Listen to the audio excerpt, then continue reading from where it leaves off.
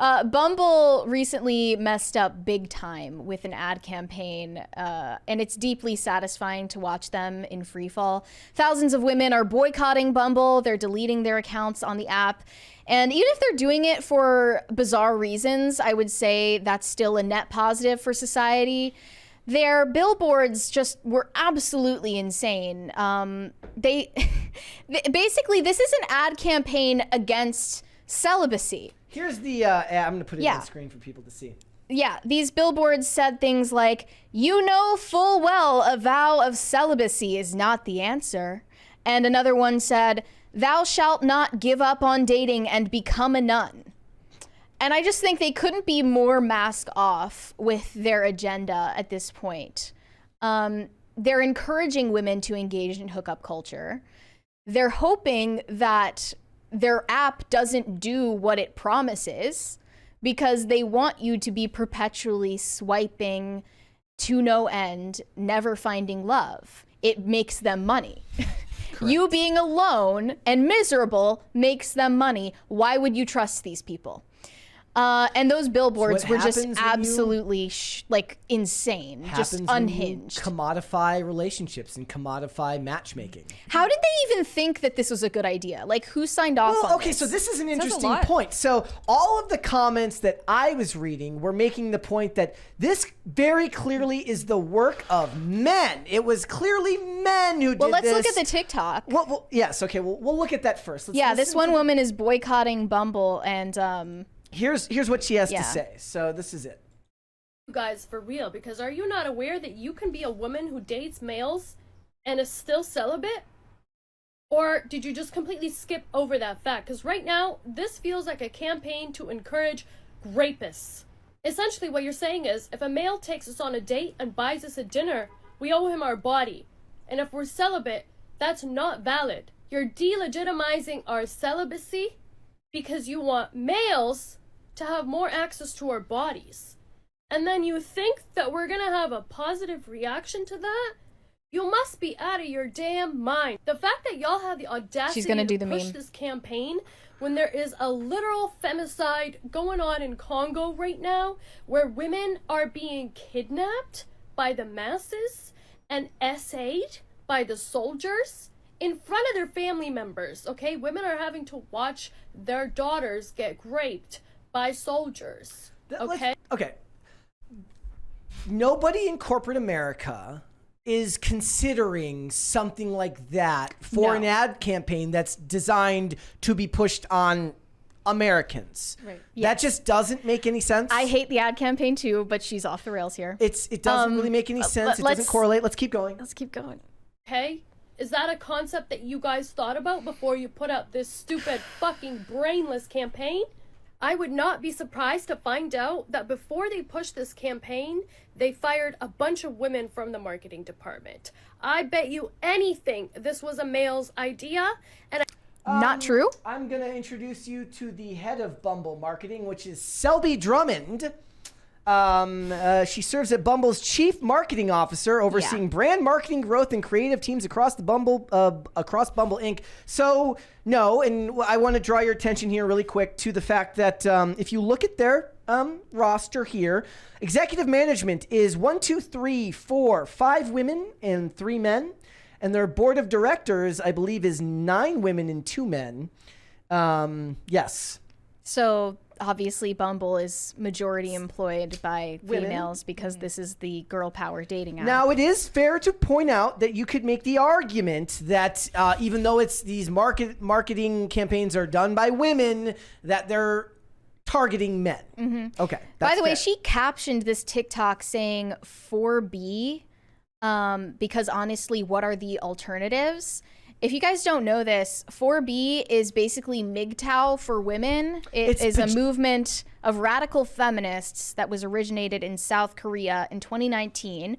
And its proponents say no to dating men, to marriage, to having sex with men, and to having children. So this is WGTOW. It's WGTOW, but for Korean women. There's a dating app here that could be made that's like put the MGTOWs with the WGTOWs and see if they can find some common ground. That's the femcel dating app, right? Yes. But yeah, it's interesting that, I don't know, when these women start talking about going on sex strikes or whatever, I'm like, always like, you're so close. You're just so close to getting to the real solution here. And yeah, you shouldn't be hooking up with guys on the first date or really even third, fourth, fifth date. The problem is, Mary, they don't carry a strong why is it all or nothing? Marriage. They don't carry a strong opinion of marriage. So without the strong opinion of an end goal, the idea of waiting makes no sense to them, because then they feel they'd be waiting forever because they take a dim view of the concept of marriage. They don't want to wait for marriage because they believe marriage is a tool of the patriarchy. Correct. And they fear being beat out by other women that are willing to sleep. That's a huge factor, yes. Sooner. Yeah, definitely. But anyway, this ad campaign, because it was so poorly received, caused Bumble to release a statement apologizing to their users. So here's what they said.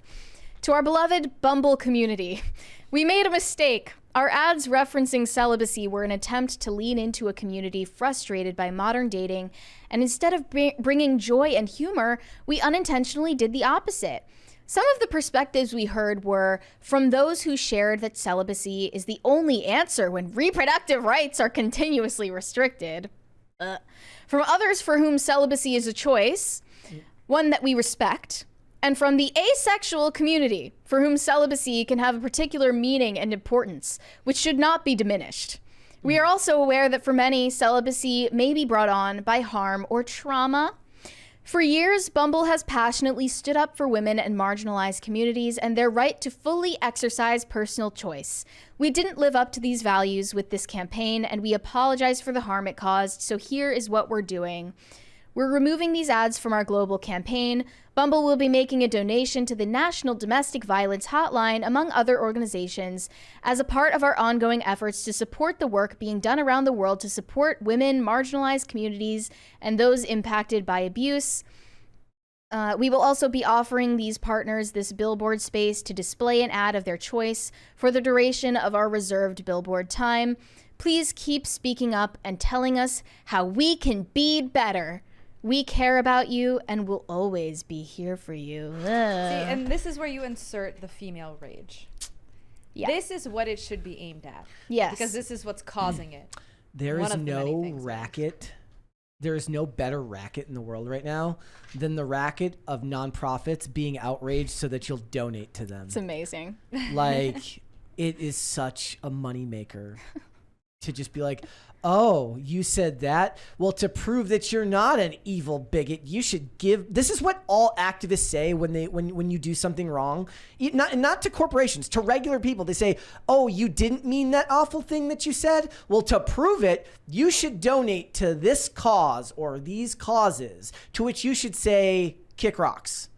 Even if you didn't mean it, even if it was a mistake, the idea that you can be blackmailed into giving money to prove your worthiness is disgusting. And It notice could how they be- gave it to a women's shelter, because apparently men don't care about celibacy at all. It's just a female issue. What is the size of the asexual community? Oh, I'm And sure why it's is it- vast. and I'm why sure. are these things always called? They keep multiplying somehow. Yeah. Why are these things How do they always show called up? communities? That's the thing I hate more than everything. It's Asexuals all know just- each other. They might Just hate each because you other, for all share, we know. it's this. I feel the They same get way. together at non-sex parties. Eyes wide open parties Eyes wide open parties. where they don't wear masks. They wear masks on the other. They just part get of their around face. and play board games. Really and, bright white fluorescent lights. Yeah. And one comment here said, ironic since your predatory practices are responsible for the issues in modern dating. You're incentivized by stringing your users along and not by actually generating matches. Maybe you should charge on a per match basis instead of making it more difficult to match and then charging customers for compliments and super likes. I did like the comment that says like the biggest is like why do you have a lifetime membership offer for Bumble? It's insane. Like it couldn't be more obvious what their MO is here, Look, right? their logic that can be is like, look, not everybody who's on here is looking for love. Therefore, we can offer you a lifetime membership. Oh. And just because one person is doesn't mean that there isn't another person. So if a man who's not looking for long-term love and a woman is not looking for long-term love, why don't they have a right to have a lifetime membership so that they can continue to do that? I see what you're saying. That's not wrong inherently. Just because most are, that's why your preferences are on there. The issue is there are more men who are naturally inclined to, I guess it's called sociosexuality, than women. Okay. Women are naturally inclined to want sex in committed relationships. So there's an inherent asymmetry there. And the dating apps are incentivizing women to cater to a small amount of men who are inclined to having a wide variety of sexual partners and are able to get those partners. Therefore, no one is finding love. We have demonized long-term relationships and marriages so much in this country now. I don't even know how much I even buy that the number of women is as high as they say it is that are looking just for committed long-term relationships, or they've been brainwashed into thinking they want the same thing as men. Or evolutionary psychology doesn't change in 15 years. Women do still want sex in committed relationships. That's what we are literally evolved to do. Then it's about you can't them. change your brain chemistry. Then it's about them as fully grown adults who are responsible for their own actions to put those boundaries up themselves, and for the men to be clear about their intentions. Both sides play a role in that. The women need to be clear about what they want, and the men need to be clear about what they want. That's new for women, though, isn't it? Right? Because it used to be you would go from your home to your marriage. Now there's like this huge gap that people don't know how to navigate. I mean, and a lot of women get made fun of or gaslit when they say that they want to wait until they're married.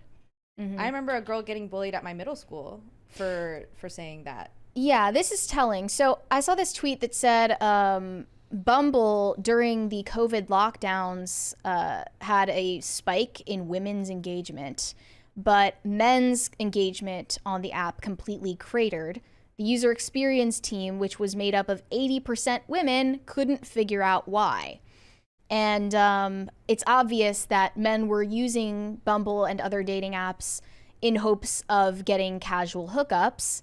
If you're in the middle of COVID lockdowns and people aren't willing to meet up, they stop using the app.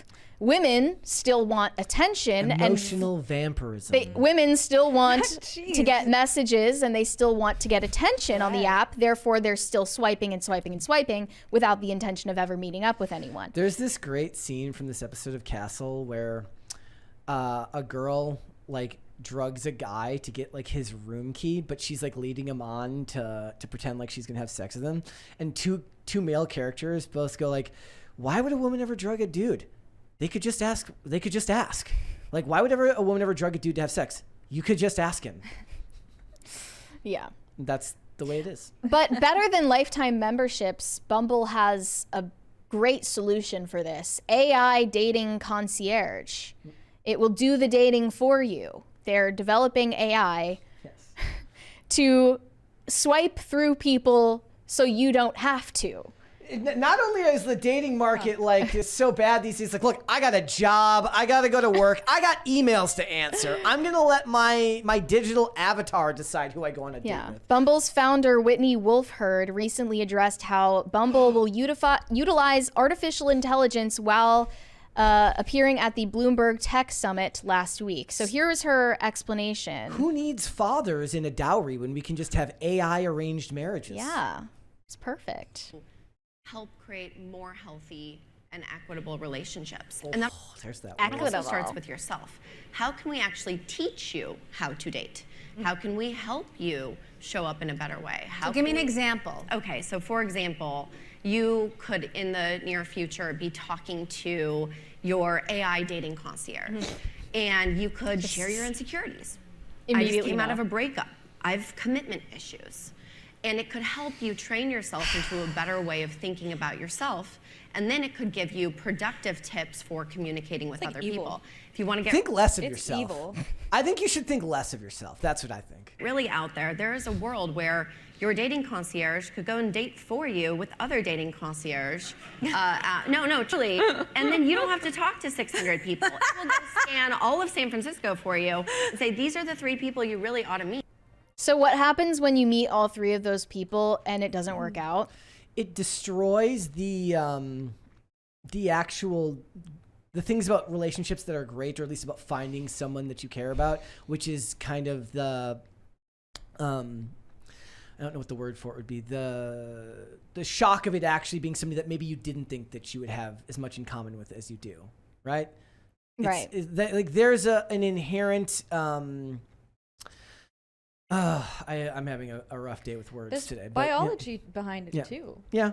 Right? There's like a biological, we don't really understand it, but there's like a biological drive or connection that draws you to certain partners more so than to others. Mm-hmm. That AI can't compensate for. Mm-hmm. Nor can a dating app without the help of AI. Or like people you weren't expecting, like friendships that turn into relationships and shared experiences that then turn into romantic relationships. Exactly. That just completely erases all of that. And also the ability for your own social circle to vet someone before you even meet them. Yes, which I think is so important. It can protect women from all of these dangerous men they don't want to be alone with, right? If your friends know a guy and they recommend you go on a date with him, then you already know he's safe to be around. Do you remember when I showed you the video of like the girl who did the video of like her and her husband or her boyfriend is in jail, and everyone's like, this relationship is so sweet, you guys are so good together, and all the women are just being really toxic and being like, yeah, queen, this is a great idea. I hate it. Who would you trust more to vet a potential match, men or women?